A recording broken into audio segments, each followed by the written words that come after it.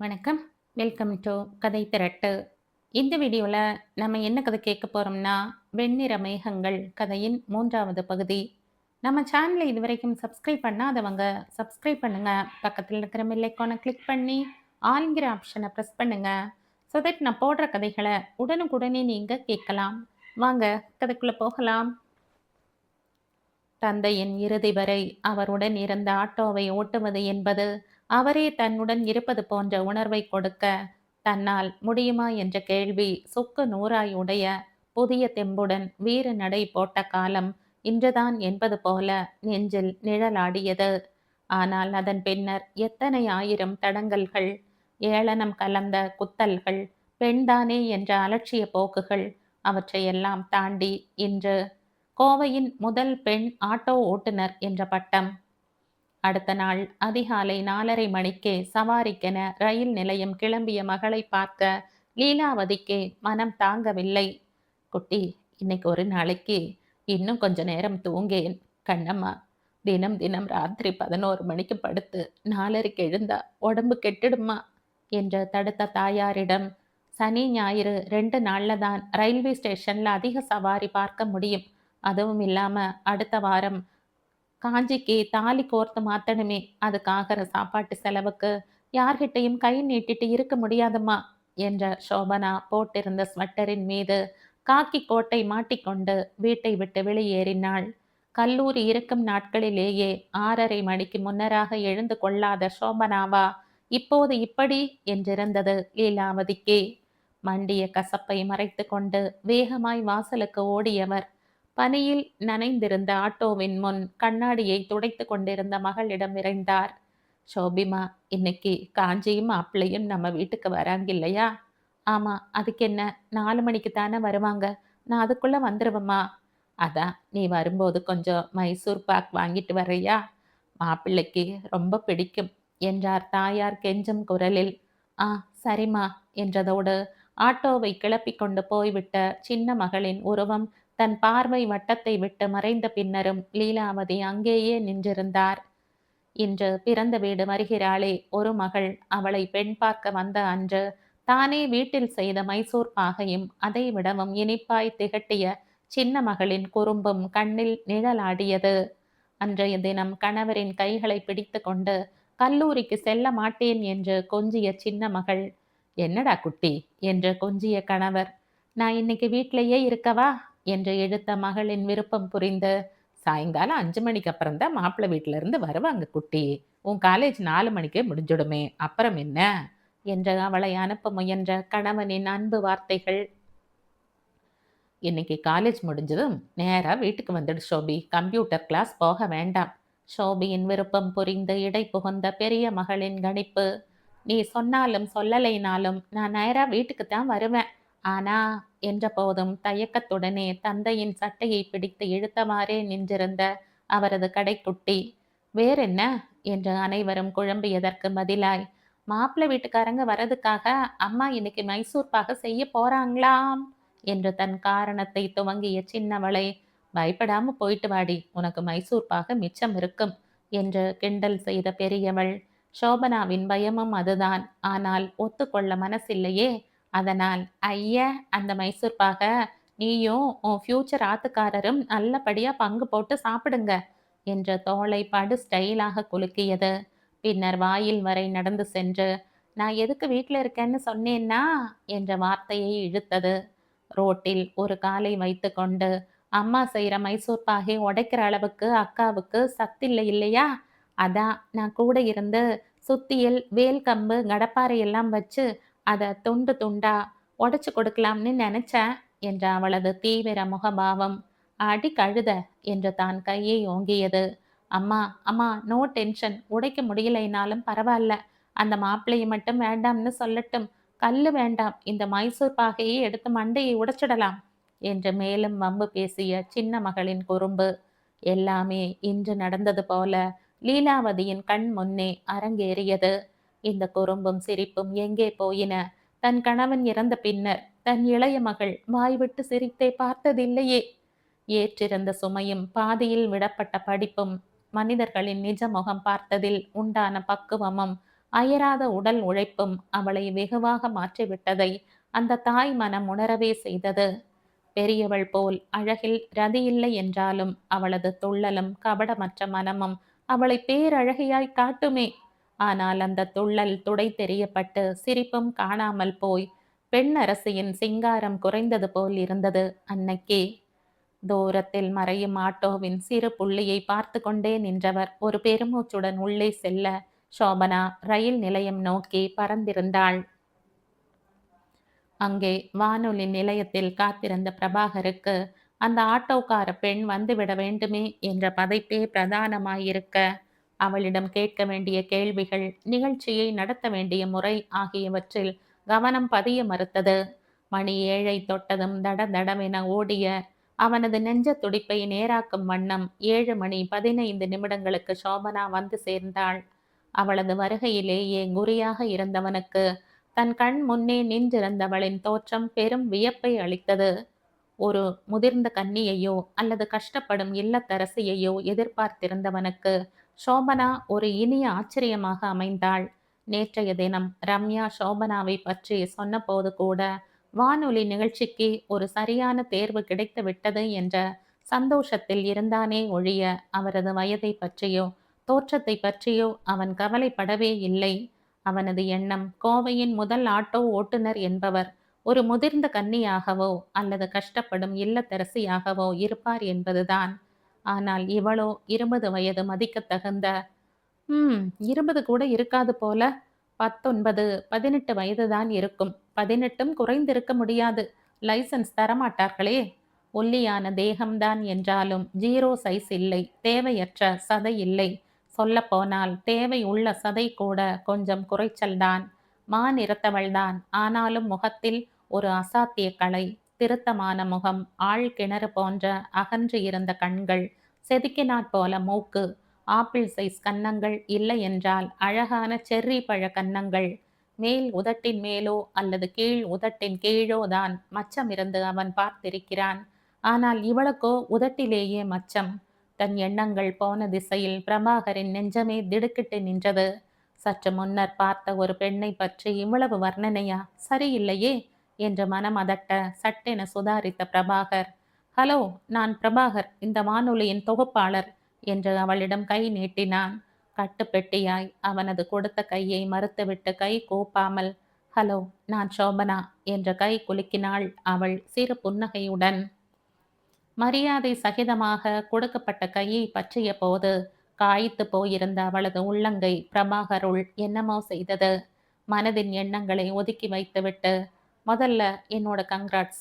கோவையின் முதல் பெண் ஆட்டோ ஓட்டுநரை பேட்டி எடுப்பதில் எங்க ரேடியோ ஸ்டேஷனுக்கு ரொம்ப சந்தோஷம் என்றான் அவன் விரிந்த சிரிப்புடன். தேங்க்ஸ் என்று அதையும் சிறு புன்னகையுடன் ஒப்புக்கொண்டவளிடம் அனாவசிய நெளிவுகளோ தேவையற்ற நாணமோ கூடுதலான சிரிப்போ சற்றும் இருக்கவில்லை. நேராய் பார்த்த அப்பாவையின் கண்கள் பிரபாகரின் கண்களை கட்டித்தான் போட்டன. யாரும் அறியாத வண்ணம் தலையை குலுக்கி கொண்டு அவளை நேரலை மையத்திற்கு அழைத்து சென்றான். தேவராகம் நிகழ்ச்சி இன்னும் 10 நிமிஷத்தில் முடிஞ்சிடும், அப்புறம் நாம தொடங்கிடலாம் என்றவன், இது லைவா நடக்கிற ஒரு நிகழ்ச்சி, அதனால உங்களோட பதில்களை தயக்கம் இல்லாம சட்டு சட்டுன்னு சொன்னா நல்லா இருக்கும் என்றான். வெறுமனே சரி என்று ஒத்துக்கொள்ளாமல், நான் தயக்கமில்லாம பதில் சொல்றது உங்க கேள்வியில தான் இருக்கு. அதனால உங்களோட கேள்விகள் தெளிவா அதே சமயம் தர்ம சங்கடம் தராத மாதிரி இருக்கட்டும் என்றாள் சோபனா மிடுக்குடன். மெச்சத் தோன்றிய வாயை அடக்கி கொண்டு கண்டிப்பா என்றான் பிரபாகரும் அதே மிடுக்குடன். அதற்குள் தேவராகத்தை முடித்து கொண்டு மற்றொரு ஆர்ஜே வெளியே வந்துவிட இவர்கள் இருவரும் உள்ளே சென்றனர். நேரலை மைய டெக்னீஷியன் வந்து சோபனாவிற்கு மைக் செட் செய்துவிட்டு போகவும் தேவராகத்தின் கடைசி பாட்டு முடிந்து விளம்பரங்கள் ஒலிபரப்பவும் சரியாக இருந்தது. அது நிறைவடைந்ததும், வணக்கம், வந்தனம், சுஸ்வாதகம். புத்தம் புது காலையை பொன்னிற வேளையாக்கும் அற்புத நிகழ்ச்சிக்கு உங்களை அழைத்து செல்ல உங்கள் பிரபா வந்துவிட்டேன். இது புத்தம் புது காலை மட்டுமல்ல, அர்த்தமிக்க காலை. ஏன் தெரியுமா? இன்றைக்கு பெண்கள் தினம். நம்ம வாழ்க்கையின் ஒரு முக்கிய அங்கமான பெண்களுக்கான தினம். இந்த இனிய நாளுக்கு மேலும் மெருகூட்ட ஒரு ஸ்பெஷல் கெஸ்ட் வந்திருக்காங்க. கோவையின் முதல் ஆட்டோ ஓட்டுநரான சோபனா தான் நம்மளோட ஸ்பெஷல் கெஸ்ட். அவங்களோட வேலையை கேட்டதும் உங்களோட புருவங்கள் 2ம் ஆச்சரியத்துல உயருது இல்லையா? எனக்கும் அப்படித்தான் இருந்தது. உங்க ஆச்சரியத்தை சமன்படுத்த இப்போ ஒரு அருமையான மெலடி வருது. கேட்டுட்டு வாங்க. தொடர்ந்து சோபனாவோட பேசலாம். ஒரு பாட்டை தட்டிவிட்டு சோபனாவிடம் திரும்பினான் பிரபாகர். சற்று நேரம் சகஜமாய் பேச எண்ணி பொதுவான விஷயங்களை கையில் எடுத்தான். சோபனா, எந்த ஏரியால உங்களோட ஆட்டோ ஸ்டாண்ட் இருக்கு? சவரிபாளையம். அடடே, நானும் அந்த ஏரியா தான். ஆனா உங்கள பார்த்த மாதிரியே இல்லையே. நான் ஆட்டோ ஸ்டாண்ட்ல அதிகமா இருக்க மாட்டேன். ஸ்கூல் சவாரி தான் நிறைய. ஓ, எந்த ஸ்கூல் பசங்களை டிராப் பண்றீங்க? அமுதம் மெட்ரிகுலேஷன். ஆஹா, என்னோட அண்ணா பசங்க 2 பேரும் அங்கதான் எல்கேஜி படிக்கிறாங்க. இப்போது சோபனாவிடம் இருந்து வந்தது வெறும் சிரிப்பு மட்டுமே. அழுத்தத்திலும் அழுத்தம் என்று எண்ணிய பிரபாகர் வேறு பேச்சை துவங்கும் முன்னர் ஒலிபரப்பான பாட்டு முடிந்து விட்டிருந்தது. சோபனா கிட்ட உங்க சார்பா சில கேள்விகள். சோபனா, ஆட்டோ ஓட்டணுங்கிற எண்ணம் உங்களுக்கு எப்படி வந்தது? எல்லோருக்கும் வணக்கம். இந்த நிகழ்ச்சிக்கு என்னை அழைத்த இசை சாரல் நிலையத்திற்கு என் நன்றிகள் என்று தொடங்கிய சோபனா, எங்க அப்பா ஒரு ஆட்டோ ஓட்டுநர். கிட்டத்தட்ட 30 வருஷமா ஆட்டோ ஓட்டிட்டு இருந்தார். எல்லா குழந்தைகளுக்குமே அப்பா ஒரு ஹீரோ இல்லையா? அதுவும் பெண் குழந்தை, கடைக்குட்டி. இந்த தகுதிகள் எல்லாம் அப்பாவுக்கும் எனக்கும் ஒரு அழகான பந்தத்தை ஏற்படுத்துச்சு. அதே பந்தம், அதே நெருக்கம் அவர் ஓட்டின ஆட்டோ மீதும் தொடருது என்றாள். அவளது பதில் முடிந்து விட்டது என்ற நினைப்பில் பிரபாகர் பேசத் துவங்க அவனை கை அமர்த்திவிட்டு மேலும் பேசினாள் அவள். அப்பா இருக்கும் வரை ஆட்டோ மீது எனக்கு இருந்த காதல் அவர் இறந்த பின்னாடி கடமையா மாறிப்போச்சு என்றாள் சுருக்கமாக. சிறிய வரிதான், ஆனால் அதில் எத்தனை கடினமான உண்மை, அதனுள் எத்தனை துயரம். பிரபாகரின் மனம் அவளது துயரத்தை எண்ணி ஒரு நிமிடம் மயங்கி மீண்டது. அவளது வேதனையை போக்கும் வேகம் தோன்றிவிட, உங்களுக்கு ஏற்பட்ட இழப்பையும் மீறி வாழ்க்கையை ஜெயித்து காட்டணும்னு நினைச்ச உங்க தைரியத்திற்கு ஒரு சல்யூட் வைக்கிற மாதிரி இப்போ ஒரு பாட்டு கேட்டுட்டு வரலாம் என்றான் கைகளால் சல்யூட் வைத்தவாறே. பாடல் ஓடிக்கொண்டிருந்த இடைவெளியில், உங்களோட இழப்பின் அளவு எனக்கும் புரியும். நானும் தாயை இழந்து வளர்ந்தவன்தான். ஆனா என்னோட இழப்பை ஈடுகட்ட எனக்கு அண்ணி இருந்தாங்க. ஆனா நீங்க ரொம்ப கஷ்டப்பட்டீங்களே என்றான் வருத்தத்துடன். ஆ, கஷ்டம்னு இல்ல. ஆனா படிப்பை பாதியிலேயே நிறுத்தினது கொஞ்சம் வருத்தமா இருந்தது. அவ்வளவுதான் என்றாள் அவள். வருத்தம் என்று வாய் சொல்லிய போதும் முகம் உணர்ச்சிகளற்று பாறையாய் இறுகியிருந்தது. பிரபாகரின் மனம் ஏனோ அநியாயத்திற்கும் வருந்தியது. படிச்சுட்டு இருக்கீங்களா என்றபோது குரலில் இருந்த பச்சாதாபத்தை மறைக்க அவன் பெரும் பாடுபட வேண்டியிருந்தது. ஆட்டோமொபைல் இன்ஜினியரிங் ஃபர்ஸ்ட் இயர் என்றவள் அவனது அதிர்ந்த முகத்தை அலட்சியம் செய்து, பாட்டு முடியப் போகுது என்றாள் எச்சரிக்கும் குரலில். தட்டா மாலை சுற்றிய தலையை நேர் செய்து கொண்டு, பெண் இனத்தின் ஓர் உயரிய அடையாளமாய் இங்கே வீற்றிருக்கும் நம்ம சோபனா கிட்ட அவங்களோட அனுபவங்களை கேட்கலாம். ஆ, சொல்லுங்க சோபனா, ஆட்டோ ஓட்டுறதுல என்னென்ன சந்தோஷங்கள், என்னென்ன கஷ்டங்கள் என்றான் சகஜமாக. டூ வீலர் ஓட்டுற பெண்களுக்கு டூ வீலர் ஓட்டுற பெண்களை விடவும் தன்னம்பிக்கை ஜாஸ்தியா இருக்கும்னு ஒரு பத்திரிக்கையில படிச்சிருக்கேன். நிறைய பெண்கள் ஓட்டுற இருசக்கர வாகனத்திற்கே. அப்படின்னா பெண்கள் அரிதா இருக்கிற இந்த தொழில்ல எப்படி இருக்கும்னு நீங்களே யோசிங்க. ஆட்டோ ஓட்டும்போது இந்த உலகத்துக்கே ராணி மாதிரி இருக்கும். எதையும் சாதிக்கலாம்ங்கிற நம்பிக்கை வரும். அதுவே பெரிய பலம் இல்லையா என்றாள் சோபனா வந்தது தொட்டு. இப்போதுதான் சோபனாவின் குரலில் உணர்ச்சி என்ற ஒன்றையே கண்டான் பிரபாகர். உணர்ச்சி என்று சொல்வதை விட அவள் குரலில் இருந்தது வெறி. ஆ, நீங்க பேசுறது கேட்கும் போதே நாமளும் ஏதாவது செய்யணும் போல இருக்கு என்றவன். கஷ்டங்களையும் சொல்லிடுங்க, அதுக்கப்புறம் யோசிப்போம் என்றான் சிரிப்புடன். கஷ்டம், அதோட பட்டியல் ரொம்ப நீளம்ங்க. முதல்ல என்னை ஒரு ஆட்டோ ஓட்டியாவே யாரும் ஏத்துக்கல. அப்பா ஸ்கூல் சவாரி செஞ்ச இடத்துல எல்லாம் ஒரு பொண்ணை நம்பி நம்ம பிள்ளைகளை எப்படி ஸ்கூலுக்கு அனுப்புறதுன்னு ரொம்ப தயங்கினாங்க. ஓ, எப்படி அந்த தயக்கத்தை போக்கினீங்க? பிரபாகர் நடுவே புக. முதல் ஒரு வாரத்துக்கு என்னோட ஆட்டோல பிள்ளைகளை அனுப்பி வைங்க. உங்களுக்கு திருப்தியா இருந்துச்சுன்னா தொடர்ந்து அனுப்புங்கன்னு காலில் விழாத குறையா கெஞ்சினேன். சூப்பர் ஐடியாங்க. நல்லபடியா ஒர்க் அவுட் ஆச்சா? ஆ, ஓரளவுக்கு என்றவள் சிறு இடைவேளையின் பின்னர். என்னை நம்பி அவங்க குழந்தைகளை என் ஆட்டோல அனுப்பி வச்ச பெற்றோர் எல்லோருக்கும் என்னோட நன்றி. என்னை நம்பாம இருந்தவங்களுக்கு ஒரு சின்ன வேண்டுகோள், என் மேல நம்பிக்கை வைங்க. உங்க குழந்தைகளோட உயிருக்கோ, உடைமைக்கோ எந்த பாதிப்பும் இல்லாம, அவங்களை நல்லபடியா ஸ்கூலுக்கு கூட்டிட்டு போயிட்டு வருவேன். பெற்றோர்களுக்கு கோரிக்கை வைத்தாள். தன் வருத்தத்தை பகிர்ந்தது போலவும் ஆகிற்று. புதிதாய் சவாரிக்கு சிபாரிசு பிடித்ததும் போலவும் ஆகிற்று. கெட்டிக்காரிதான் என்று மெச்சிக்கொண்ட பிரபாகர், பெண் என்பதால் இந்த துறையில் ஏதும் சிரமங்கள் இருக்குதா? கண்டிப்பா. எந்த துறையில தான் பெண்கள் வேகமா முன்னேற விட்டிருக்காங்க?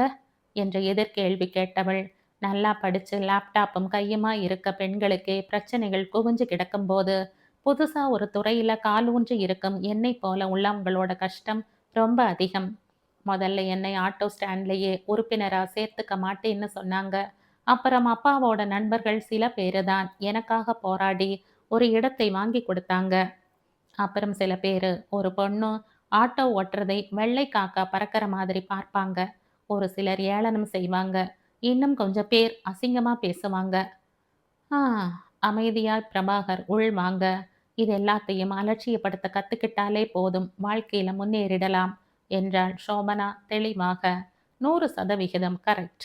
வாழ்வின் அழகுகள் நாம் பார்க்கும் பார்வையில் தானே இருக்கிறது என்று ஒத்துக்கொண்ட பிரபாகர், இவங்களோட பேசிட்டு இருக்கிறது உங்களுக்குள்ள ஒரு புத்துணர்ச்சியை கொடுக்குது இல்லையா?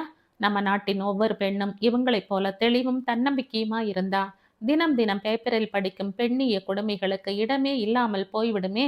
அதுக்காக இவங்கள மாதிரி எல்லோரும் ஆட்டோவை கையில எடுத்துக்கணும்னு சொல்லல. நீங்க இல்லத்தரசியா இருந்தா கூட தெளிவும் நம்பிக்கையும் இருக்கும் பட்சத்தில் குடும்ப வன்முறைகளை அறவே தடுக்கலாமே. யோசிங்க பெண்ணரசிகளே, உங்க யோசனைக்கு உரம் சேர்க்க தோ ஒரு பாடல் என்றவன், உன்னால் முடியும் தம்பி என்ற பாட்டை தட்டிவிட்டு சோபனாவிடம் திரும்பினான். தப்பா எடுத்துக்கலைனா ஒரு பர்சனல் கேள்வி கேட்கலாமா என்றான் மென்குரலில். சிறிது யோசித்தவள், ஆ, கேளுங்க என்றதும், உங்களுக்கு 4 தங்கச்சி 3 தம்பி, இதுல ஒருத்தர் கண்ணு தெரியாதவங்க. இப்படி ஏதாவது பிரச்சனையாங்க? இல்ல படிச்சிட்டு இருந்த படிப்பை விடுறதுன்னா? மெல்ல இழுத்தான் அவன். அவன் கேட்ட பாவனையில் லேசாய் சிரித்தவளின் சிரிப்பை அவன் ரசித்து முடிக்கும் முன்னரே, எனக்கு ஒரே ஒரு அக்காதான் என்றாள் சோபனா. அப்பா, விஷயத்த வாங்க முடியலையே என்று அயர்ந்த பிரபாகர். அக்காவா? அப்போ அவங்க தானே ஆட்டோ ஓட்டி இருக்கணும். நீங்க ஏன்? ஐயோ, என் மண்டையே வெடிச்சிடும் போல இருக்கு. உங்கள பார்த்தா பெரிய படிப்ஸ் மாதிரி இருக்கு. கண்டிப்பா ஸ்காலர்ஷிப் கிடைச்சிருக்கும். அப்படியே இல்லைனாலும் லோன் கிடைக்கும். இல்லைனா கவர்மெண்ட் எய்டு கிடைக்கும். அதையெல்லாம் விட்டுட்டு ஏங்க? அநியாயத்துக்கு குழம்பினான். ஆ, கல்யாணம் பண்றதுக்கெல்லாம் ஸ்காலர்ஷிப், லோன், கவர்மெண்ட் எய்டு எல்லாம் கொடுப்பாங்களா என்ன? கண்ணை விரித்து புருவத்தை உயர்த்தி அவள் கேள்வி கேட்க, என்னது 19 வயசுலேயே கல்யாணமா? பெண்ணுக்கு திருமண வயது 21ன்னு ஆட்டோல எழுதி ஒட்டலையா? இல்ல ஊருக்கு மட்டும்தான் உபதேசமா? பிரபாகரின் வார்த்தைகளுக்கு ஈடாய் மனமும் வேகமாய் தடதடத்தது. வெயிட் வெயிட், விட்டா நீங்க பாட்டுக்கு பேசிட்டே போறீங்களே. நான் சொன்ன கல்யாணம் எங்க அக்காவோட கல்யாணம் என்ற சோபனாவின் முகத்தில் கோபம் தெரிந்த போதும் மனதினுள் குடிகொண்டிருந்த காற்றழுத்த தாழ்வு மண்டலம் சட்டென கரை கடந்தது போல பிரபாகரின் மனம் துள்ளியது என்னவோ நிஜம். சூப்பருங்க, உங்ககிட்ட பேச பேச நான் எல்லாம் வாழ்க்கையில எதுவுமே சாதிக்காத ஃபீல் வருதுங்க என்ற பிரபாகர் நிகழ்ச்சிகளுக்கு திரும்பினான். சோபனாவோட பேசிட்டு இருக்க இந்த நேரத்துல எனக்கு பாரதியாரோட கவிதை தான் ஞாபகம் வருது. தேடிச் சோறு நிதந்தின்று பல சின்னஞ்சிறு கதைகள் பேசி மனம் வாடி துன் மனம் வாடி துன்பமிக உழன்று பிறர் வாட பல செயல்கள் செய்து நரை கூடி கிழப்பருவம் எய்தி கொடுங்கூற்று நிறையென பின் மாயும் பல வேடிக்கை மனிதரைப் போலே நான் வீழ்வேன் என்று நினைத்தாயோ? தகுந்த ஏற்ற இறக்கங்களுடன் கவிதையை அவன் பாட சோபனாவும் ரசித்திருந்தாள். இவர்களுக்காகவே எழுதினது போல் இருக்கில்லையா என்றவன், ஓகே, அவங்களோட அன்றாட நிகழ்வுகளுக்கு வருவோம். அதிலும் கூட நமக்கு ஏகப்பட்ட ஆச்சரியங்கள் இருக்கக்கூடும், யார் அறிவார் என்று விட்டு சோபனாவிடம் திரும்பினான். உங்களோட ஒரு நாள் எப்படி கழியும் சோபனா என்றான் நிகழ்ச்சிகளை அடுத்த கேள்வியாய். காலையில 4 மணிக்கு எழுந்தா 4:30க்கெல்லாம் ரயில்வே ஸ்டேஷன்ல சவாரிக்கு இருப்பேன். அது ஒரு 3 மணி நேரம் போகும். அப்புறம் வீட்டுக்கு வந்து சாப்பிட்டு ஸ்கூல் டிராப்புக்கு போவேன். 1:30 மணி நேரத்துக்குள்ள 4 ரவுண்டு முடிச்சிட்டு ஆட்டோ ஸ்டாண்ட் போயிடுவேன். அதுக்கப்புறம் சவாரி வந்தா உண்டு. மதியத்திலிருந்து ஸ்கூல் டிராப் ஆரம்பிச்சிடும். அப்படியே நாள் ஓடிடும். 8:30க்கு சவாரியை முடிச்சுடுவேன். அதுக்கு மேலே இருந்தா அம்மா ரொம்ப பயப்படுவாங்க என்று நீளமாய் அவள் விளக்கிய போது பிரபாகரின் நெஞ்சம் அதை முறையாய் குறிப்பெடுத்தது. பின்னர் பாட்டுக்கான முறை வரவே இந்த முறை பிரபாகரை சோபனாவுடன் பேச விடாமல் தேநீருக்கான இடைவேளை வர பிரபாகருக்கு எரிச்சல் மிகுந்தது அவன் மனமறிந்ததே. நேர் அலை தொடங்கியதும், ஓகே, ரொம்ப சீரியஸ் கேள்விகளா போச்சு, கொஞ்சம் ஜாலியா பேசலாமே. சோபனா, சொல்லுங்க, உங்களுக்கு பிடிச்ச ஹீரோ யாரு? ரஜினி. அவரோட ஸ்டைல் யாருக்கு வரும்? Super star. சூப்பர் ஸ்டார் தான். சமீபத்தில் பார்த்த படம்? ஆ, படம் அவ்வளவு நல்லா இல்லையா, அதனால எனக்கு படம் பேரு ஞாபகம் இல்லையே. அடக்கடவுளே, இனிமேல் அந்த படத்தோட பேரை ஞாபகத்துக்கு கொண்டு வந்து அதை இங்க சொல்லிடாதீங்க, என்னை அடிச்சே கொன்னுடுவாங்க. பிரபாகரின் குரல் பாவனையில் லேசாய் சிரித்தாள் சோபனா. சரி, ரேடியோ கேட்பீங்களா? Please please. பிரபா ஒரு நல்ல ஆர்ஜே, மொக்கை போடாம அழகா பேசுவாரு. அவர நிகழ்ச்சியைத்தான் நான் விரும்பி கேட்பேன்னு நம்ம பெருமையை கொஞ்சம் எடுத்து விடுங்க. அவன் கெஞ்ச பலமாய் சிரித்த சோபனா, நான் காலை நேரத்துல ரேடியோ கேட்கறதில்லை, நைட்டு தான். 9:30 மணிக்கு தேன் இசைன்னு ஒரு நிகழ்ச்சி வருமே, சிவான்னு ஒருத்தர் தொகுத்து வழங்குவார். பாடல்களும் சரி, அவர் பேசுறதும் சரி, கேட்க இனிமையா இருக்கும் என்று முடிக்க பிரபாகரின் மனதில் அந்த சிவாவின் மீது கட்டுக்கடங்காத பொறாமை தணல் மொசு மொசுவென எழுந்த கோபத்தை உள்ளுக்குள் அடைத்து கொண்டு, சரி விடுங்க, ஒரே அடியா கவுத்துட்டீங்க. நீங்க ஆட்டோ ஓட்டும் போது நடந்த ஒரு சுவாரஸ்யமான விஷயம் சொல்லுங்க. ஒரு தடவை கணபதி கிட்ட ஒரு அம்மா ஆட்டோல ஏறினாங்க. எங்க போகணும்னு கேட்டா, அந்த ஹீரோ ஹோண்டா ஃபேஷனை ஃபாலோ பண்ணுங்க அந்த ஹீரோ ஹோண்டா பேஷனை ஃபாலோ பண்ணுங்க அப்படின்னு சொன்னாங்க. நான் கொஞ்சம் பயந்துட்டேன். என்ன விஷயம்னு விசாரிச்சா, அவங்க பின்னாடி ஏறாததை கவனிக்காம அவங்க வீட்டுக்காரர் வண்டி எடுத்துட்டு போயிட்டாராம். எனக்கு செம சிரிப்பு. வேகமா விரட்டி அடுத்த சிக்னல்ல பிடிச்சேன். அந்த அம்மா என்னங்கன்னு கத்த, என்னம்மா நீ பின்னாடி தானே உட்காந்துருந்த, ஆட்டோல வந்து இறங்குறேன்னு அவங்க ஹஸ்பண்ட் கொடுத்த லுக் இருக்கே, என்னால இன்னும் மறக்கவே முடியல. அதுக்கப்புறம் அவங்க போட்ட சண்டையையும் தான். சோபனாவும் பிரபாகரும் இணைந்து சிரித்ததில் நேரலையில் சிரிப்பலை நிறைந்தது. அடுத்த இடைவேளைக்கு பின்னர், ஹலோ நேயர்களே, சோபனாவுடன் பேசிட்டு இருந்ததில் நம்மளோட காலை பொன்னிற வேளையா மாறிப்போன சந்தோஷத்துடன் அவங்களுக்கு விடை கொடுப்போம். சோபனா, நேயர்களுக்கு நீங்க என்ன சொல்ல விரும்புறீங்க? கோவையின் முதல் பெண் ஆட்டோ ஓட்டுநர் என்ற உணர்வு எப்படி இருக்கு என்று சோபனாவிடம் பந்தை தள்ளிவிட்டான் பிரபா. நல்லா இருக்கு. ஆனா இந்த பட்டம், பூரிப்பு, கௌரவம் எல்லாம் எனக்கு வேண்டாம். சமூகத்தில் ஒரு தனி மனித மரியாதை மட்டுமே போதும். ஆண்களுக்கு என்னோட வேண்டுகோள், பெண்ணின் சுதந்திரம் அவளுக்கு நீங்கள் கொடுக்கும் சுதந்திரத்தில் இல்லை. அவளுக்கு நீங்கள் கொடுக்கும் பாதுகாப்பிலும், அவள் மேல் நீங்கள் வைக்கும் நம்பிக்கையிலும் தான் இருக்கிறது. பலமாய் கை தட்ட வேண்டும் போல் இருந்தது பிரபாவுக்கு. பெண்களுக்கு என்னோட வேண்டுகோள், ஆண்கள் மேல் உங்கள் மேல் வைக்கும் நம்பிக்கையை தப்பான வகையில் பயன்படுத்தாதீங்க. அந்த நம்பிக்கை உங்க தைரியத்திற்கான உரம். என்னோட வாழ்க்கை உங்களுக்குள்ள ஒரு புத்துணர்ச்சியை கொடுத்தா, அந்த புத்துணர்ச்சி உங்க சாதனைகளுக்கு அடிக்கல்லா அமைஞ்சா, அதுவே எனக்கு போதும். நன்றி, வணக்கம் என்று முடித்தவள், பிரபாகர் நிகழ்ச்சியை முடித்துவிட்டு வந்ததும் வேலை இருக்கிறது என்று விரைந்து விட்டாள். கீழிறங்கி சென்று ஆட்டோவை கிளப்பி கூந்தல் பறக்க விரைந்து கொண்டிருந்தவளை மாடியில் இருந்து பார்த்து கொண்டிருந்த பிரபா நேரே வானொலி மேலாளரின் அறைக்கு சென்றான். எதற்கா? இரவில் நடக்கும் தேனிசை நிகழ்ச்சியின் தொகுப்பாளராக தன்னை மாற்றும்படி கேட்பதற்கு. அடுத்த நாள் காலை 4 மணிக்கெல்லாம் எழுந்து அறையை உருட்டி கொண்டிருந்த பிரபாகரை வினோதமாய் பார்த்த கௌசல்யா, இவ்வளவு காலையில எங்கடா கிளம்பிட்ட எனவும், ஒரு முக்கியமான ஃப்ரெண்டை பார்க்க போறேன் கவ், பாய் பாய் வேகமாய் பதில் சொல்லிவிட்டு அதை விடவும் வேகமாய் வீட்டை விட்டு கிளம்பினான் பிரபாகர். பின்ன இன்னும் ஒரு சில நிமிடம் நின்றிருந்தாலும் கௌசல்யாவின் துருவலுக்கு தேங்காயாய் சிக்கியிருப்பானே. நேராய் அவன் சென்ற இடம் ரயில் நிலையம். ஆட்டோ ஸ்டாண்ட் கண்ணில் படும் விதமாக நின்று கொண்டவன் ஒரு டீயை வாங்கி உறிஞ்சிக் கொண்டே ரோட்டை நோட்டம் விட்டான். முதல் டீ உள்ளே போய் அடுத்த டீக்கு ஆர்டர் கொடுக்கலாமா என்று அவன் யோசித்து கொண்டிருக்கும் போது சோபனா தன் ஆட்டோவை நிறுத்திவிட்டு வெளியே இறங்கி நின்றாள். அப்பாடா, மேடம் வந்துட்டாங்க என்ற கோபத் தோன்றிய வாயை அடக்கி கொண்டு அவளுக்கு சீக்கிரம் சவாரி கிடைக்கக்கூடாது என்ற வேண்டுதலை முன்னிறுத்திய பிரபாகரின் பார்வை அன்றலர்ந்த மலராய் நின்றிருந்த சோபனாவின் மீதே நிலைத்திருந்தது. கோவையின் அதிகாலை குளிரை சமாளிக்க முடியாமல் கைகள் இரண்டையும் ஒன்றோடு ஒன்று தேய்த்து கொண்டு சூடு படர்ந்த உள்ளங்கைகளை அவள் கன்னத்தில் வைத்து கொண்டதை கண்டவனின் கனாக்கள் விரிந்தன. பனியில் பூத்திருந்த ரோஜா பூ கன்னங்களில் சூரிய கதிர்களின் வெப்பமாய் தன் உள்ளங்கைகள் பதிவது போன்ற கற்பனையில் பிரபாகரின் மூளையில் பல்பாய் எரிந்தது. அடடே, நாம் அவளை காதலிக்க தொடங்கிவிட்டோம் போலவே. 1 வருடமோ 2 வருடமோ அணியப் போகும் ஜீன்ஸை கூட 3 மணி நேரத்திற்கு மேல் தேர்வு செய்யும் தான் அவளை பார்த்த 3வது நிமிடமே மனதை பறிகொடுத்து விட்டோம் என்பதை உணர்ந்தான் அவன். பின்னந்தலையில் ஒரு தட்டு தட்டி, கிறுக்கு லூசு, காலங்காத்தால 3 மணிக்கே எழுந்திருச்சு 2 தடவை சோப்பு போட்டு 3 தடவை ட்ரெஸ் மாத்தி 10 தடவைக்கு மேலா தலை மாறின போதே இந்த ஞானோதயம் வரலையாக்கும். செம லேட் பிக்கப்டா பிரபா என்று தனக்குள்ளே பேசிக் கொண்டவனுக்கு இன்னொன்றும் தோன்றியது. முதல்ல உனக்குத்தானே அந்த தேனிசை நிகழ்ச்சியை கொடுத்தாங்க, நீதானே நைட் தூக்கம் கெட்டுடும்னு மாத்துன. இப்ப நீயே போய் திரும்ப கேட்டிருக்கையே, அப்பவே உனக்கு பல்ப் எரியலையாக்கும் என்று அவன் கையே அவனது குமட்டில் குத்துவது போன்ற கற்பனை வேறு தோன்றவே, லேட்டா பிக்கப் ஆனாலும் டிராப் ஆகாம ஸ்டடியா வண்டியை ஓட்டுற வழியை பார்ப்போம் என்று முடிவு செய்த பிரபாவின் மனம் வானில் சிறகின்றி பறந்தது. வாழ்வின் துணை விண்ணளவிற்கு உயர்ந்து நின்றதிலா, காற்றின் வேகத்தில் காதலியை கண்டு கொண்டதிலா, நீரின் தூய்மையுடன் நிர்மலமாய் இருந்த காதலியாலா, மின்னலின் ஒளிக்கு ஈடான அவளது கண்களின் தாக்கத்தினாலா, நட்சத்திரங்களுடன் போட்டியிட்ட அவளது நட்சத்திர அந்தஸ்திலா, இடிக்கு இணையாய் அவனது நெஞ்சம் வேகமாய் தடதடத்தது. காதல் மத்தளம் கொட்டியது.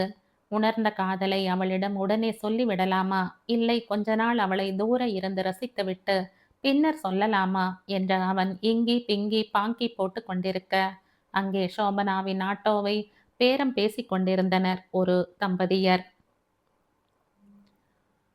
ஹேய் பேபி, நோ போயிடாத, மனதிற்குள் சொல்வதற்கு பதிலாக வாய்விட்டு சொல்லிவிட்டான் போலும். டீ கடையில் நின்றிருந்த அனைவரும் அவனை ஒரு மாதிரி பார்த்தனர். இனிமேல் எங்கிருந்தால் 3ஆம் பிறை கமலஹாசன் என்ற முத்திரை குத்திடுவானுங்க என முணுமுணுத்தவாறே காசை கொடுத்துவிட்டு மெல்ல நகர்ந்தான். அவன் காசு கொடுக்க திரும்பிய ஒரு நிமிடத்தில் சோபனாவின் ஆட்டோ காணாமல் போயிருக்க, முகம் தெரியாத அந்த தம்பதியர் அவன் வாயில் நன்றாக அறைப்பட்டனர். 4 மணிக்கு கிளம்பி சென்றவன் 5 மணிக்கு வீட்டுக்கு வந்தது மட்டுமல்லாமல் 30 குலோப் ஜாமூன்களை ஒன்றாய் தின்றவன் போல இழித்து கொண்டே இருந்தவனை கூர்ந்து பார்த்தாள் கௌசல்யா. அவளை சற்றும் சட்டை செய்யாமல் வீட்டு தோட்டத்தில் பூ பறித்தவன் பூஜை அறையில் அமர்ந்து நெக்குருக பூஜை செய்ய துவங்கவும் சந்தேகம் பலப்பட்டது. 5:30 மணிக்கு எழுந்து வந்த வெங்கடாச்சலம் ஆகட்டும், 6 மணிக்கு துயில் கலைந்த சுதாகர் ஆகட்டும், என்னாச்சு கௌசி, நேத்து ஏதாவது மசூதியில போய் மந்திரிச்சு விட்டியா என்ன? ஓவர் பக்தியா இருக்கு என்றனர் சொல்லி வைத்தாற் போல. எனக்கும் தெரியலைங்க, ஒரே மூடு மந்திரமா இருக்கு என்ற கையை விரித்த கௌசல்யாவின் கைகள். சமையல் வேலையை பார்த்த போதும் கண்கள் பிரபாகரிடமே இருந்தது. பூஜை முடித்து தீபத்தட்டுடன் வெளியே வந்தவன் நேராக சமையல் அறைக்கு போய் கௌசியிடம் அதை நீட்டினான். குளிச்சிட்டியா இல்லையா? குளிக்காத அழுக்கு பண்டாரத்துக்கெல்லாம் சாமி பிரசாதம் கிடையாது என்றதோடு நிறுத்தி கொள்ளாமல், இது என்ன குளிக்காம சமையல் கட்டுக்குள்ள வர்றது? மாமியார் இல்லைங்கிற திமிரு என மேலும் பேச, மாமியார் இல்லாட்டி என்ன, அதான் மாமியார் ரோல் பிளே பண்ண நீ இருக்கையே என்று குதர்க்கமாய் பேசிவிட்டு பிரசாதத்தை எடுத்து கொண்டவள், மருமகளை 4 மணிக்கு எழுப்பி விடத்தான் 3 மணிக்கே எழுந்துகிட்டியோ என்றாள் கேள்வி போல. தேவையில்லாம வாயை விட்டு அதில் நீயே எலியா மாட்டிக்கிட்டியேடா என்ற தன்னை தானே நொந்து கொண்டவன், சும்மா மசமசன்னு நிற்காத கவ், ஸ்ட்ராங்கா ஒரு ஃபில்டர் காஃபி போடு, எனக்கு நிறைய வேலை இருக்கு என்று அங்கிருந்து நகர்ந்து ஓடினான். டீயும் காஃபியும் உடன் இணைந்து செய்ய போகும் கெமிக்கல் ரியாக்ஷனை எண்ணி பயப்படாமல் காஃபியை வாங்கி கொண்டு பால்கனியில் போய் அமர்ந்து கொண்டான். தெருவில் ஒரு ஆட்டோ போனால் போதும், மண்டையை வெளியே நீட்டி அவன் பார்த்த வேடிக்கையில் வண்டியில் இருந்தவர்களே அவனை வினோதமாய் பார்த்தனர். அதையெல்லாம் மதிக்கும் நிலையிலா இருந்தான் பிரபாகர்? புத்தம் புதிதாய் முளைத்திருந்த காதல் செய்திருந்த கோலம் அல்லவோ அவனுக்கு அழகாய்த்தான் இருந்தது. ரோட்டில் போவர்களை எரிச்சல் மூட்டியது பத்தாது என்று நிம்மதியாய் உறங்கிக் கொண்டிருந்த நகுல், பரத் இருவரையும் எழுப்பிவிட்டு கௌசல்யாவின் கோபத்திற்கு ஆளாக்கினான். டேய், ஏண்டா படுத்தி வைக்கிற? அவங்களுக்கு 8:30 மணிக்கு தாண்டா ஸ்கூல். 7:30க்கு எழுப்பினாலே போதும், அவங்கள போய் 6:30க்கே எழுப்பிட்டு என்னையும் ஒரு வேலை செய்ய விடமாட்டாங்க பிரபா என்று கௌசல்யா அழுக. பசங்க ஸ்கூல் கிளம்புற நேரத்துக்கு தானே நம்ம ஆளு வருவா, அதான் அவங்கள சீக்கிரமே எழுப்பி விட்டேன் என்று கேனைத்தனமாய் யோசித்தது பிரபாவின் மனம். இவர்கள் சீக்கிரம் கிளம்புவதால் சோபனா சீக்கிரம் வந்து விடுவாளா என்ன? காதல் கிறுக்கன்.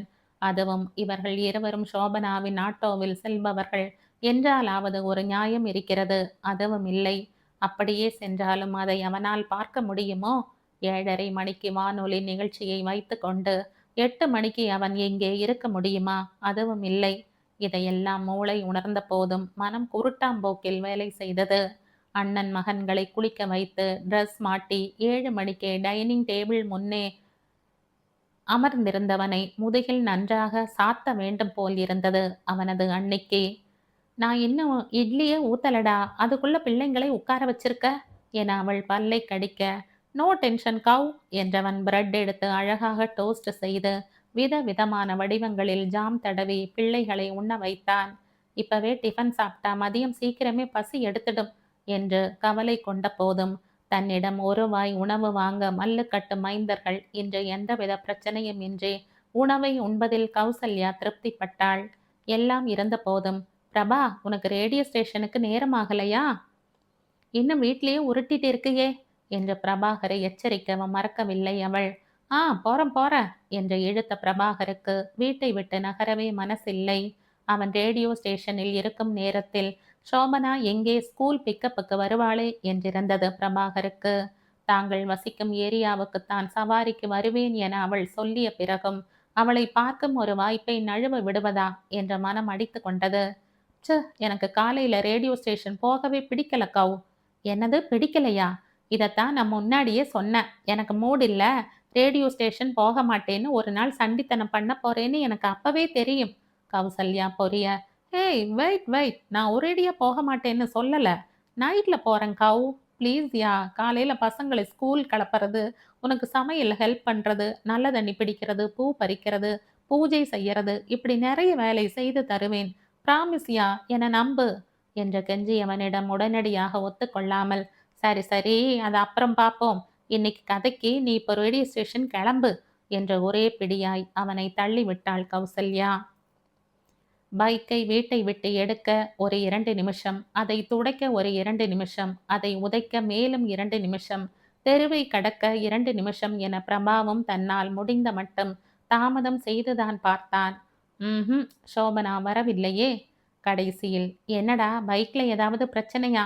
நான் வேணும்னா டிராப் பண்ணட்டுமா என்ற சுதாகரின் குரல் கேட்கவும் தான் பிரபாவின் வண்டி வேகம் எடுத்தது. அன்றைய தினம் முழுவதும் கூட அவனால் சோபனாவை பார்க்க முடியவில்லை. இவ்வளவு விபரம் கேட்டவன் அவ வீடு எங்கிருக்குன்னு கேட்டிருக்கலாம் இல்ல என்று எண்ணி உடனேயே அதை மட்டும் கேட்டிருந்தா சப்பல் டர்ட்டியா ஆயிருக்கும் என்று பயந்து கொண்டான். இருக்கிற விவரத்தை வச்சே அவளை வளைக்க வேண்டும் என்ற முடிவுடன் அன்றைய இரவு உணவு முடிந்ததும் உணவு மேசையில் அமர்ந்திருந்தான் பிரபாகர். முன்னொரு நாள் இப்படி அமர்ந்திருந்தவனை நினைவில் கூர்ந்து கௌசல்யாவும் என்னவென்று வினவ, கவ் எனக்கு ஒரு பிரில்லியன்ட் ஐடியா தோணியிருக்கு.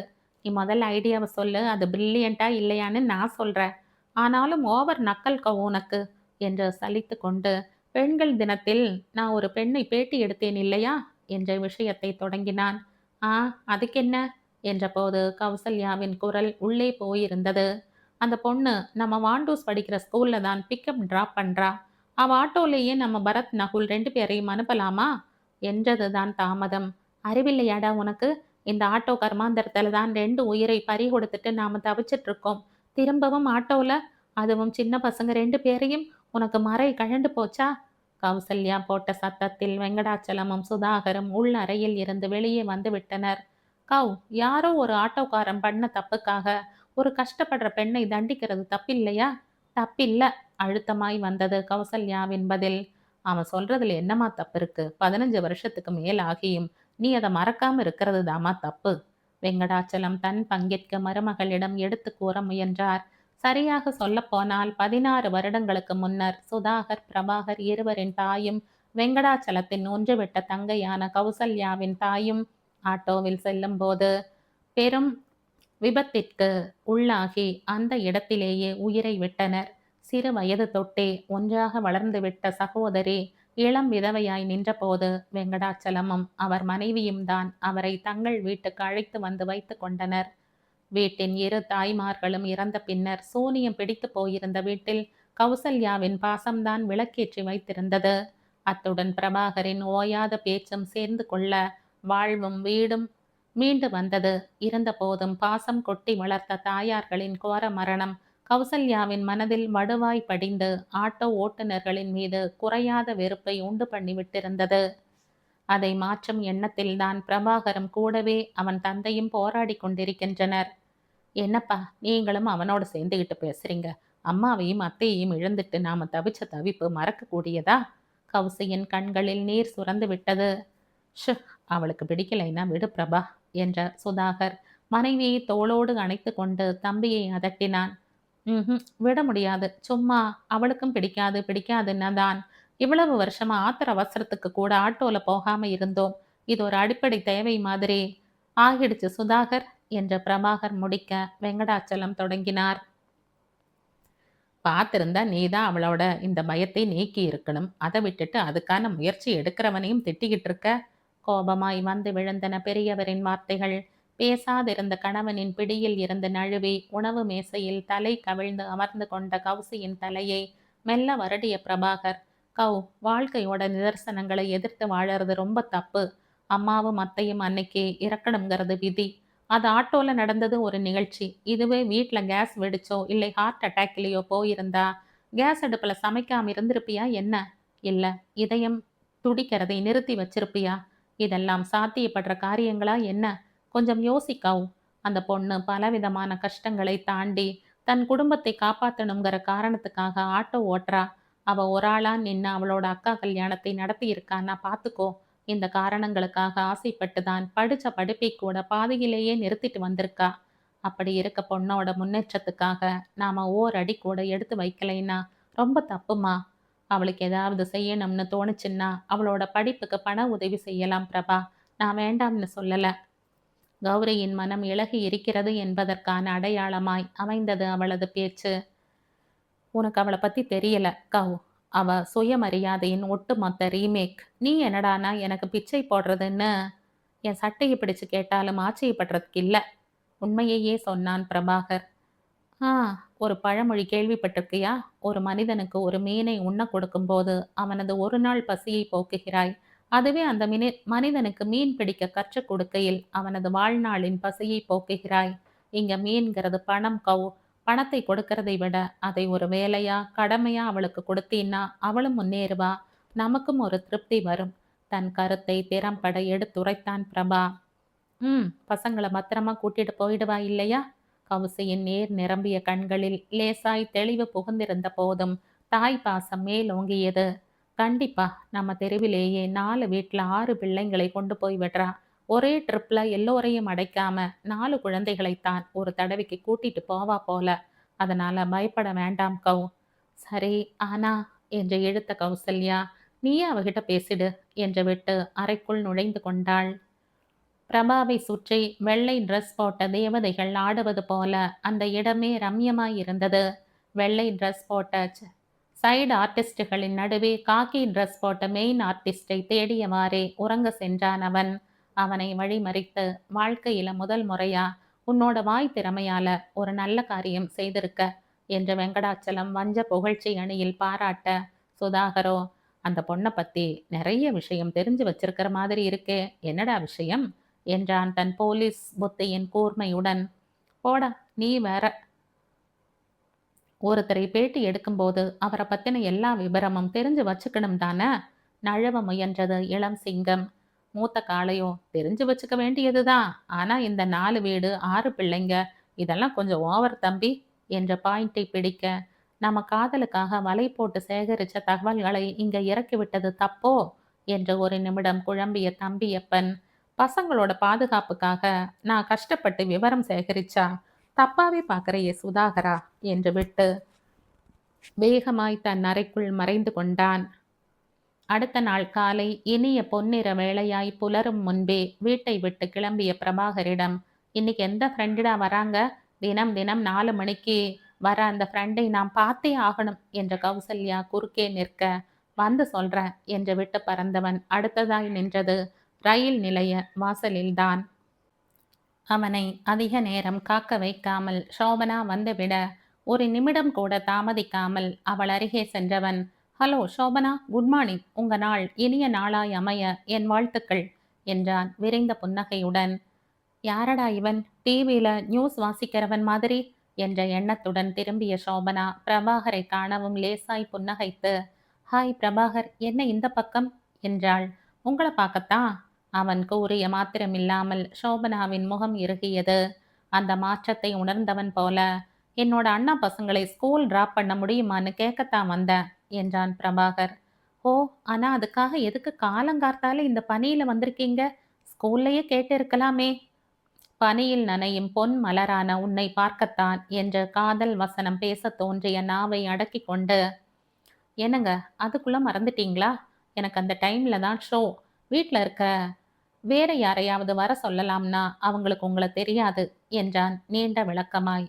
ஆ என்ற சோபனா சட்டென்று, உங்க ஃப்ரெண்டு ரம்யா, அவங்களுக்கு என்ன தெரியுமே என்றாள். அவன் கூறிய காரணத்தில் சோபனாவுக்கு சற்றே சந்தேகம்தான். அவ ஊருக்கு போயிட்டா. சளைக்காமல் மறுக்காமல் பிரபாகரும் தன் ஆட்டத்தை ஆடினான். ஆ, சரி, ஒரு மாசத்துக்கு 500 ரூபா. அவன் பேச்சை ஒத்துக்கொண்டதன் பிரதிபலிப்பாக சோபனா பேச, அவளது முகபாவங்களில் லயித்திருந்த பிரபாகர், எதுக்கு என்றான் குழப்பத்துடன்.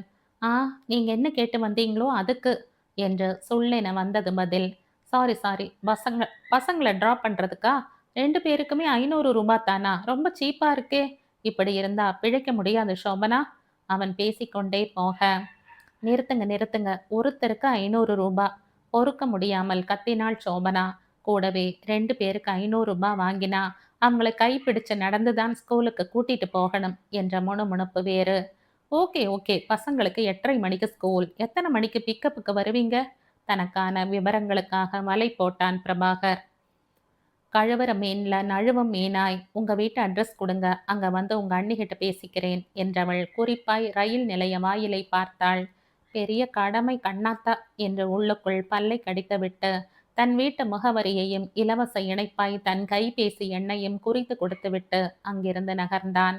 முகவரிக்கு கைபேசி எண் இலவச இணைப்பா, இல்லை கைபேசி எண்ணிற்கு முகவரி இலவசமா என்பது பிரபாகரின் காதல் மனம் மட்டுமே அறிந்த விஷயம்.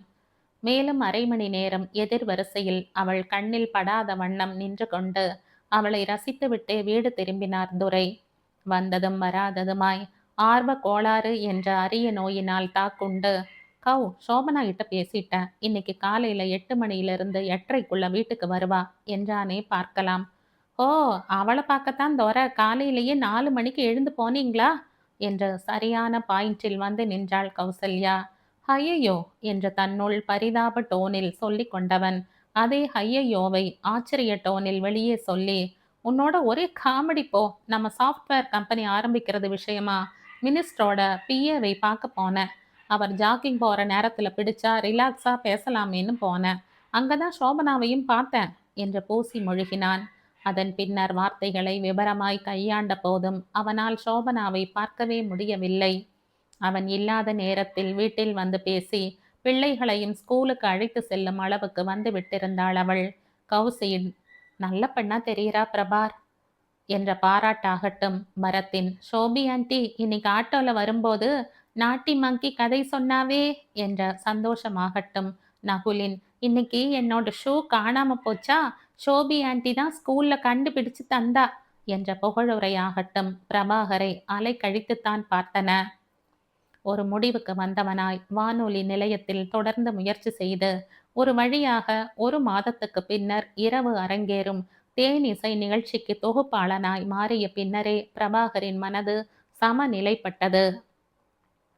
ஆனால் தேனிசையில் அவன் குதிக்கப் போகும் முதல் நாள் ஒரு ஞாயிற்றுக்கிழமையாய் போய்விட சோபனாவின் தரிசனம் காலையில் கிடைக்கவில்லை. இந்த பொடியன்களுக்கு எதுக்கு லீவ் விட்டானுங்க என்று எரிச்சல் பட்டவாறே வீட்டில் நடமாடிக் கொண்டிருந்தவன் மாலை கவிய துவங்கியதும் இரவில் தான் பேசப் போகும் விஷயங்களில் கவனத்தை செலுத்த துவங்கினான். இசைஞானி இளையராஜாவை பற்றி அவன் சேகரித்த செய்திகள் அவனுக்கு எந்த விதத்தில் உதவியாய் இருந்தனவோ தெரியாது. ஆனால் வணக்கம் வந்தனம் சுஸ்வாகதம், நான் உங்கள் பிரபா பேசுகிறேன். இந்த நிமிஷம் முதல் இளையராஜா சாரின் இனிய மெட்டுக்களோடு உங்களுடன் பயணிக்கப் போகும் ஒரு புது பயணி என்ற அவனது அறிமுகத்திலேயே நிகழ்ச்சியை கேட்டு கொண்டிருந்த சோபனா அதிர்ந்து போனாள். ஹே, இவனா? எப்படி? ஒரு நிமிடம் அவளால் மூச்சு கூட விட முடியவில்லை. மகளிர் சுய உதவி குழுவில் இருந்து தனக்கு ஒதுக்கப்பட்டிருந்த குரோஷோ பின்னும் வேலையை அப்படியே விட்டுவிட்டு தன் சிந்தனையில் மூழ்கினாள் அவள். எதற்காக காலை நேர நிகழ்ச்சியில் இருந்து இரவுக்கு மாறினான்?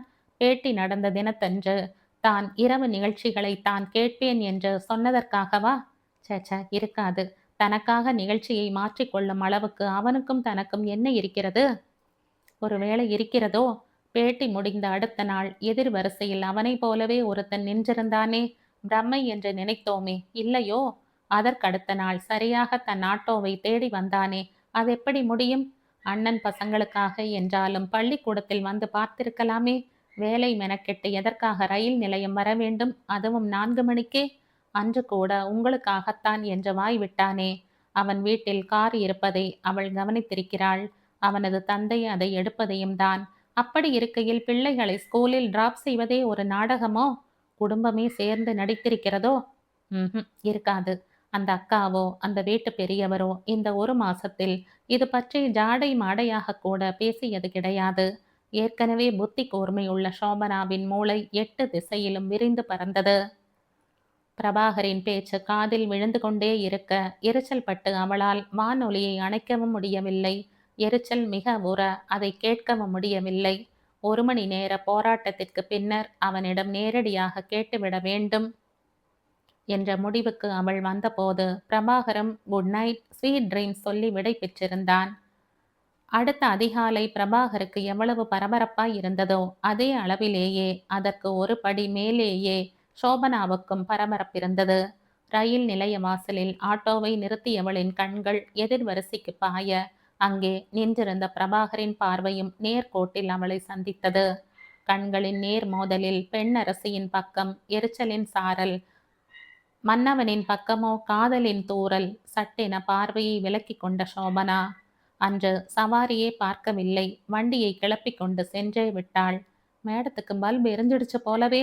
நம்மளை விட லேட் பிக்கப். சரி சரி, நாம ஸ்டடி பண்ணிடலாம் என்று உள்ளுக்குள் சொல்லிக்கொண்டே வீடு திரும்பியவன் திறமையாக அன்று காலை வீட்டில் இருந்து எஸ்கேப் ஆகிவிட்டிருந்தான். 8 மணிக்கு பரத் நகுல் இருவரையும் அழைக்க வந்த சோபனாவின் கண்கள் வீட்டினுள் சென்று மீண்டன. ஓடி போயிட்டான் போல பயந்தாங்குள்ளி என்று கருவிக்கொண்டே சென்ற சோபனாவின் எண்ணத்தை முறியடிப்பது போல அன்றைய தினம் 7 மணிக்கு மேல் சவாரி முடிந்து சௌரிபாளையம் மெயின் ரோட்டில் இருந்து உப்பிலிப்பாளையம் செல்லும் வழியில் ஆட்டோவை கை போட்டு நிறுத்தினான் பிரபாகர். யாரோ சவாரி போலும் என்று நிறுத்திய சோபனா அவனை கண்டதும் விரைந்து செல்ல எண்ணி ஏனோ பின்னர் தயங்கி நின்றாள்.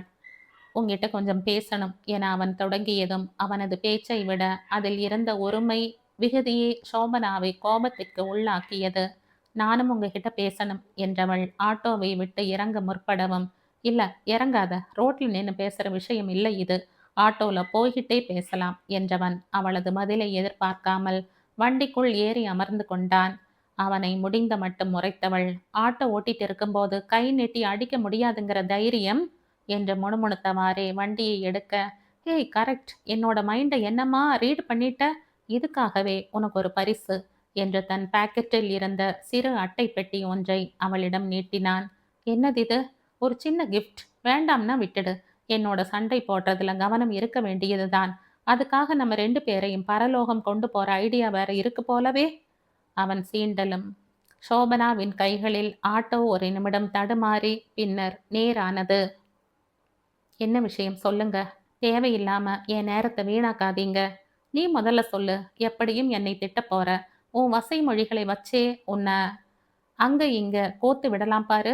சோ நீயே ஆரம்பி. ஆத்திர பெருமூச்சு ஒன்று வேகமாய் வெளியேற, நீங்க உங்க மனசுல என்னதான் நினைச்சுக்கிட்டு இருக்கீங்க? இதெல்லாம் கொஞ்சம் கூட நல்லா அல்ல. எதையும் வெளிக்காட்டாமல் மறைமுகமாய் பேசினாள் சோபனா. எனக்கு ஒளிவு மறைவே இல்லை என்று அரை கூவுபவன் போல. உன்னத்தான் என்றான் பிரபாகர் நேரடியாக. என்னது?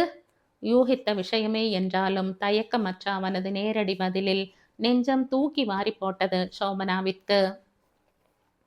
நெஞ்சத்தின் எதிரொலியாய் ஆட்டோவும் தடுமாற, ஹேய் பார்த்து பார்த்து என்ற பிரபாகர் கைகளை முன்னே கொணர்ந்து ஆட்டோவை நிலைக்கு கொண்டு வர முயன்ற போது, எடுங்க கையை என்று அடிக்குரலில் சீறினாள் சோபனா. சரி சரி, பல்லு பாவம், விட்டுடு. நீ கடிக்கிற கடியில 2 கடவா பல்லு கையோட வந்துட போகுது. அவன் பேசாதது போல பாவித்து, இதெல்லாம் சரியா வராது என்றாள் சோபனா. இப்போதும் அவளால் காதல் என்ற வார்த்தையை சொல்ல முடியவில்லை.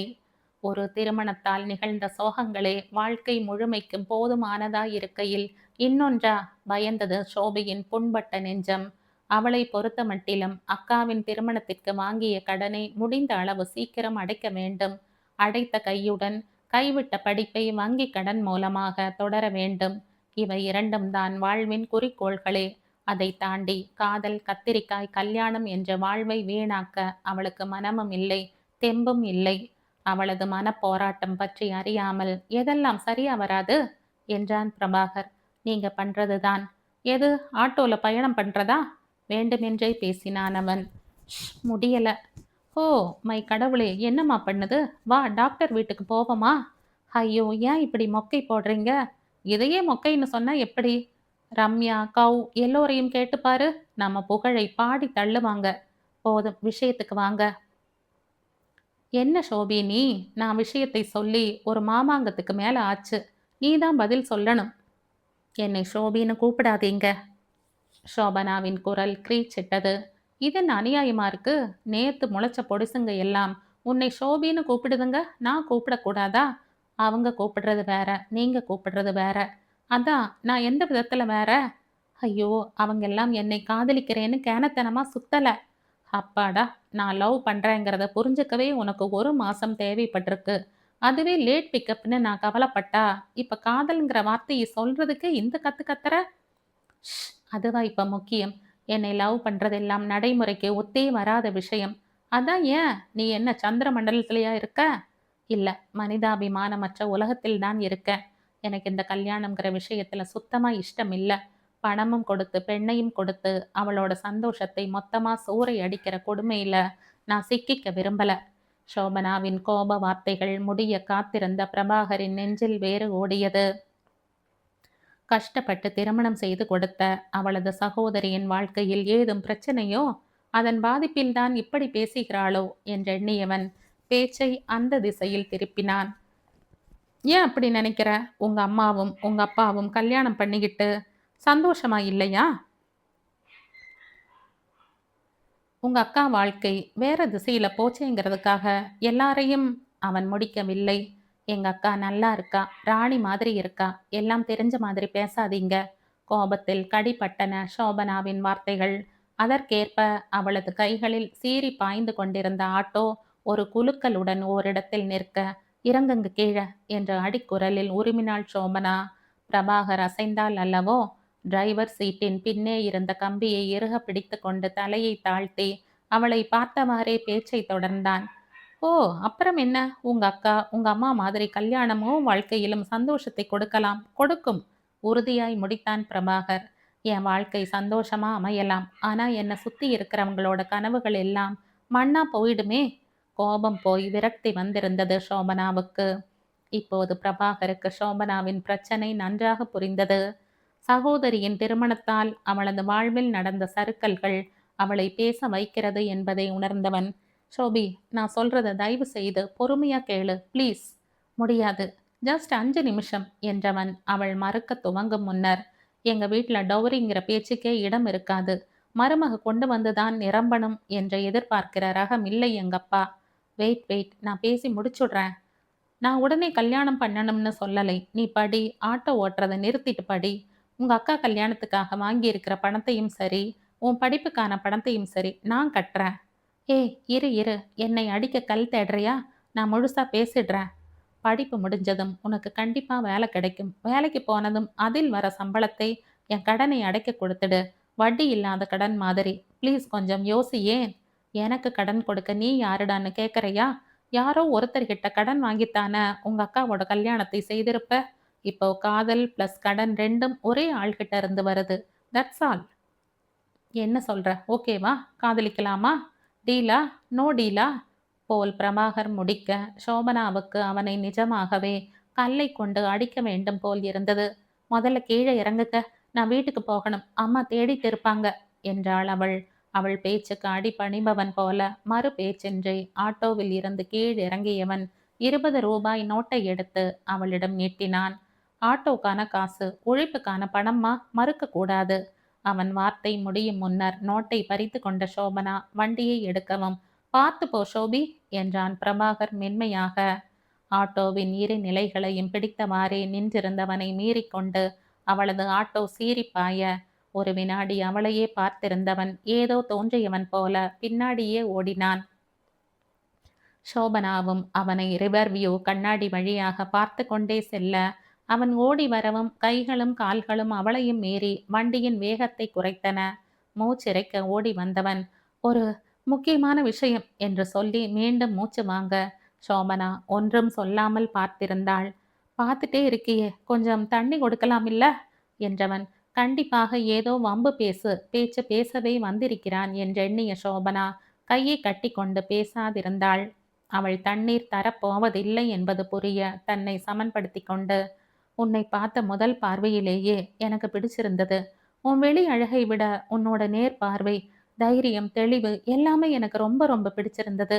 இது என்னோட நிலை மட்டும்தான். உனக்கு என் மேல அந்த மாதிரியான எண்ணங்கள் இல்லைன்னா வெளிப்படையா சொல்லிடு, நான் விலகிக்கிறேன்.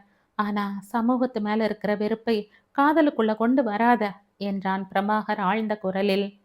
இதை நான் என்னோட காதலை சொல்றதுக்கு முன்னாடியே சொல்லி இருக்கணும். வண்டியை எங்கேயாவது கொண்டு முட்டிடுவியோ, வீட்டுக்கு ஒரே ரெண்டாவது பிள்ளையான எனக்கு ஏதாவது நடந்துடுமோங்கிற பயத்துல சொல்ல மறந்துட்டேன்.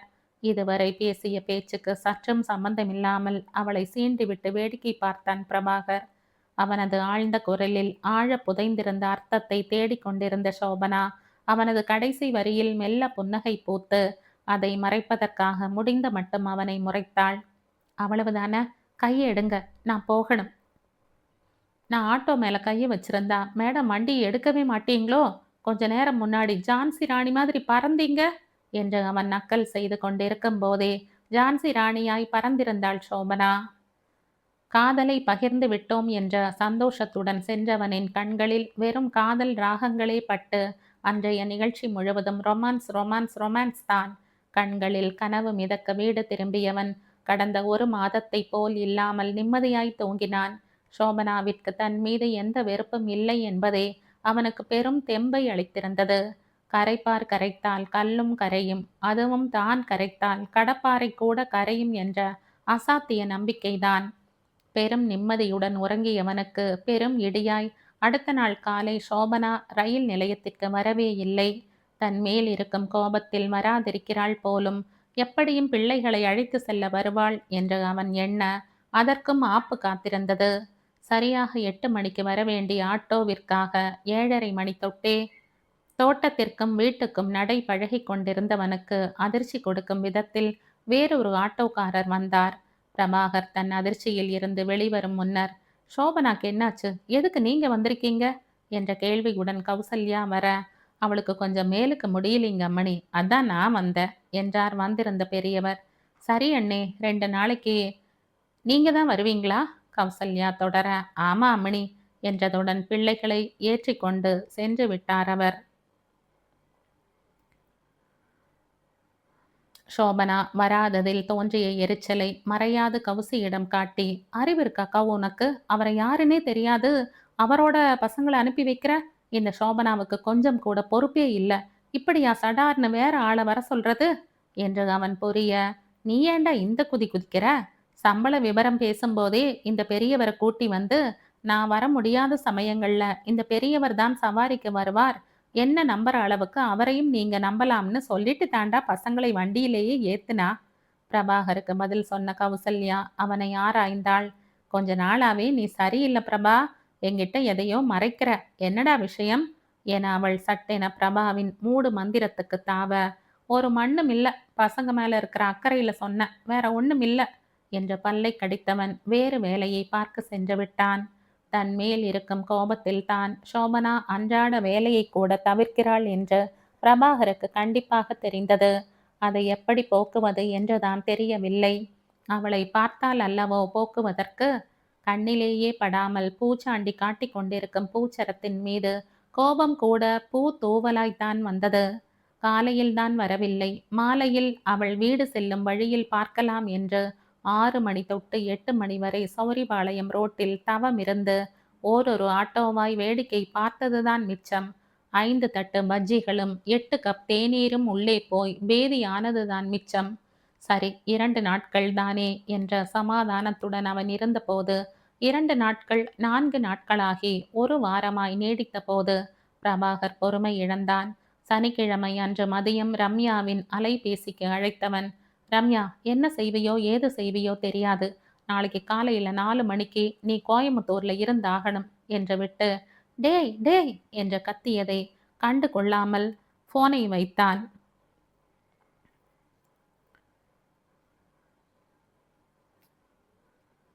இந்த கதையின் தொடர்ச்சியை அடுத்த பதிவில் கேட்கலாம். நன்றி.